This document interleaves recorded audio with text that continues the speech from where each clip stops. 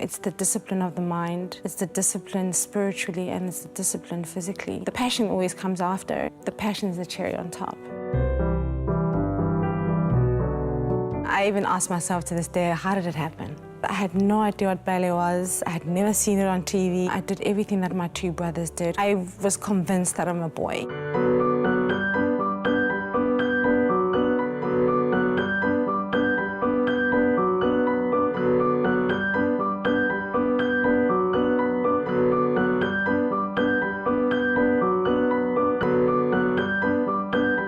Today my guest is Kitty Phetla, a ballerina, a model, a radio host, who at the age of 9 was discovered in the hall of Orange Grove Primary School by Martin Schoenberg, a ballet master. She has subsequently gone on to great heights, performing some major roles and also performing internationally with very well-known people. Kitty, it's lovely to have you here in these beautiful surrounds. I've discovered a new hotel somewhere in Strathaven. It's absolutely magnificent. Thank you. Lovely to be with you. I want to ask you one question. What happened from the day that Martin discovered you? How did your life change? The routines, your whole attitude. You're 9 years old. You know what? When Martin came into my life actually changed from day one. You know, so from him discovering me, mentoring me, and later on to being my boss, and later on That's the mentoring. What does mentoring mean for a 9-year-old? At the time, you know, it was, you know, a second father figure. Mm-hmm. You know, for me at the time, it was, here's a man who's going to keep me off the streets, keep me very focused. And I just stayed with him, and I just stayed on that path with him. And he had a vision of me, and you know, could he identify it at that age, at the age of 9? What was it that he saw? You know, what special talent did you have that you know, allowed him to select you among this huge horde full of hopefuls? I'm not quite sure actually, you know, what was his take, you know, at the time, because he's a really great judge of character, judge of careers, judge of, you know, of who's to become what at a later stage. You know, there was a bunch of 60 kids in the hall, and he handpicked about 8 black girls in that, you know. Was it a mixed or was it mixed? I know, it was only all black kids, yeah, all black kids, and from different ages, and out of 60, he handpicked literally 8 girls, you know, and we just stuck by him ever since then. So now what happens? 9 years old, I mean, the hardest thing on earth is to discipline a 9-year-old. Go play the piano, go play the violin, go do your homework. Yet you stuck through with it. So what did you have to do as a 9-year-old now? I was hyperactive, I was a tomboy, and and you know, Martin tamed that. And you know, here's him now trying to turn me into being a lady, realizing that at the age of 9, you know, you can't be a boy. You know, ballet is about being a lady. And it's not only ballet that I was taught, you know, with the mentoring, it's him teaching me how to be a lady, how to conduct yourself from everyday life, you know, how to inspire yourself, how to be disciplined, you know. So with the 8 girls that I was with at the time, it was really an amazing Did he separate journey. you? Did you leave her? You still stayed at home? I stayed home, which is amazing because, you know, all of our parents, out of all the 8 girls, you know, what I really enjoyed about our parents is that they had full trust in Martin. Here's a man, they decided, okay, we're gonna trust you with our kids and, you know, look after them. And that's exactly what he did. He kept his promise, he looked after us, he mentored us until professional level, you know, so it was quite incredible. So you were coming home, being a lady, whereas the rest of the family, I'm sure you have brothers and sisters were fighting this out, and you were trying to act elegant at home and graceful at home. It was a great adjustment, I must be honest, you know. When did the serious ballet start? The serious ballet started at the age of 10, to be honest. Oh, because so straight away? Straight away. You know, Martin was not the kind of person to waste time, you know, dig your teeth immediately into it. So at the age of 9, I think it was just to really get our way around the idea of classical ballet, you know, get the idea of having fun you know, with the idea of being a ballerina, you know, where it all comes from, the stories behind ballet, the stories behind the discipline of classical ballet. And from the age of 9, that's when I also decided that, you know, I want to take this as a career, as a full-time career, and which brought me to where I am today, you know. Okay, you say, I'm going to take this to full-time career. You're 10 years old. You're fighting against the equivalent of the Ronaldos or the Messis. You know, I talk in soccer terms. But these are highly talented people. You're a very young person. Your body hasn't developed yet. You're still going to grow. Your mind still has to develop in that. What dedication do you have? How many days are you, how many hours of the day are you now in the studio? And how do you adapt to this, adjust to this? You know, how I adapted to the adjustment is the kind of training, the form of training that we got with Martin. You know, because now it wasn't just once a week, an hour of ballet. That's right. You know, as the years went, you know, I think at the age of 10, I already was doing ballet 3 times a week to like 3 hours a day. You know, and then it escalated to every day, and literally after school from 2 o'clock until 8 at night, every day from Monday to Sunday. 2 o'clock, that's 6 yes, hours. Yes, yeah.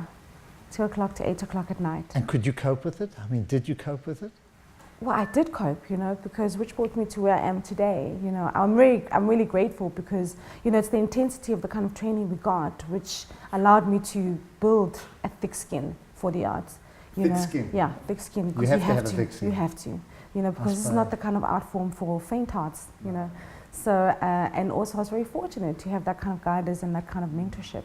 I was going to ask you that because I think as you grow older, as you get into big roles, when it comes to the classics, the critics can be really harsh, and you've got to be able to overcome that and just go on to the next ballet or the next step.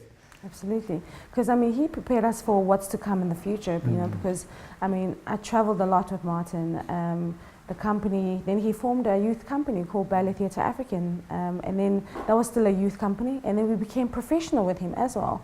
So I've been with Martin since I was 9 until my mid-20s, and then, you know, kind of handed us to the real world, so to speak, because, you know, we were so guarded with Martin. And then, you know, that's when I joined Dirk Badenhorst with Joburg Ballet. You know, at first it started off at Mzansi Productions, which was Dirk Badenhorst's company. And then the company merged with South African Ballet Theatre, who the artistic director at the time was Ian McDonald's. And then the two company merged, which I thought was amazing. It was an amazing idea, you know. And then today we are called Joburg Ballet, and, you know, Dirk Badenhorst is the CEO, and Ian McDonald's is our artistic director. So, you know, it's a huge adjustment. Yeah, it's evolved, you know, from one journey to another. When did you know you'd made it? What was that special moment that you said, I'm going to make it, I am at the top? You know, I've never told myself that, but I think moments that have made me feel that I'm on the right path was, you know, doing competitions overseas, and also one of the greatest highlights that made me feel that I think not to say that I've made it, but to say that I'm home, is moments such as when I perform for the Royal Dutch Family and the late Utata Madiba at the Carré Theatre when I did The Dying Swan, you know, and the whole discovery of the story behind The Dying Swan, why I interpreted it that way, and thanks to Martin Schoenberg who interpreted it that way, and therefore it's been such a great success to this day. You know, Dirk Badenhorst loves the idea of The Dying Swan, so does Ian, and I'm still doing Dying Swan today with Joburg Ballet, so it's really great that, you know, it's really evolved. You've given it a new role or a new twist. I would say yes, yeah, because, you know, the twist is that, you know, I do a black swan, you know, Yeah, because that's because you know, but people must realize that, you know, it's not the black swan from Swan Lake. You know, we are interpreting it with the black swan that's floating in the lake, because you know, there are white swans and our black swans as well. So we, you know, I perform it in a black tutu, black tights and black point shoes and a black headdress. You know, so telling the story of a dying swan. How many hours now? How many hours are you training a day doing? Now, well, we do class from 10 until 11:15, and then from 11:30 until 6 every day. We've got back-to-back rehearsals. Does that leave a gap for a family life, for an ordinary life? Or do you give that up if you're going to be a great talent or artist? I always believe that life is all about choices. No matter how busy you are, you always will make time for your loved ones. Absolutely, you always have time, you know. And if there's other things that you want to do besides what you're very passionate about that you're doing, you are the person responsible to make the time, you know. And I always believe that you can always make time for your loved ones. And yes, there is time for your loved ones. What are you doing at the moment? What's on your agenda? Joburg Ballet is actually preparing for China, which was in collaboration with the National Ballet of China, which Dirk Badenhorst put the whole collaboration together. So the company is going to be performing with the National Ballet of China. Now, would you do an African twist to that? I mean, or do you take a classical ballet? And we go take perform? strictly classical stuff to China, but the main attraction is that we actually showcasing one of my works, which is Kamina Burana, which I choreographed. You know, it's a great, you know, old German story about the wheel of life, and I started to give it my own interpretation. And thanks to Dirk Badenhorst, who's actually made this whole thing possible, we're taking it to China, and I'm actually going to be collaborating and mounting it on the National Ballet of China. Can you mix Africa with classic ballet?